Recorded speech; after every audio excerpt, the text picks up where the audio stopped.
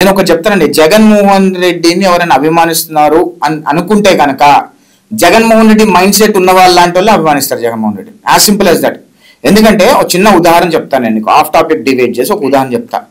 సొంత బాబాని అతి కిరాతకంగా గుడ్డలి పొడితో నరికి చంపేసిన అభిమానిస్తారా? తల్లిని కోర్టుకు లాగిన అభిమానిస్తారా? తల్లి చచ్చిపోవాలి అని చెప్పి 4 టైర్లు పేల్చేసిన అభిమానిస్తారా? సొంత చెల్లిని తన సొంత సోషల్ మీడియాలో అత్యంత జుబుత్సాకరంగా బూతులు తిట్టించిన అవమానిస్తారా? బాబాయ్ కూతురు సునీతమ్మని ఎంత నీచంగా ట్రోల్ చేశారు వాళ్ళు, చూశారు కదా మనంతా కూడా.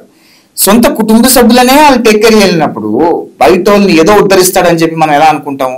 ఈరోజు వైసీపీని సపోర్ట్ చేసిన జగన్మోహన్ రెడ్డిని 2019 నుంచి 2024 వరకు ఎవరైతే చదువుకున్న వాళ్ళు సపోర్ట్ చేశారో వాళ్ళందరూ కూడా వెనక్కి ఇచ్చేసారు. ఇలాంటి వాడినా మనం సపోర్ట్ చేసింది, ఇలాంటి వాడిగా మనం ఓటేసింది అని చెప్పి.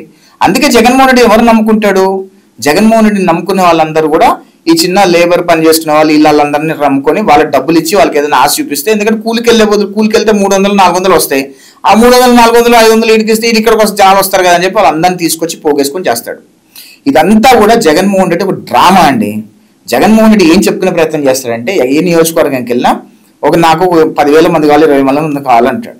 ఈ సాక్షి మీడియా ఏం చేస్తుంది? 10,000 మందిని 20,000 మందిని చూపించి 1,00,000 మందిని రెడ్ మ్యాట్ కింద గ్రీన్ మ్యాట్ కింద వేసేసి 1,00,000 మంది వచ్చేసారని చెప్తారు. రియాలిటీ అక్కడ ఏమి ఉండదండి, వాస్తవాలు ఏముండవు.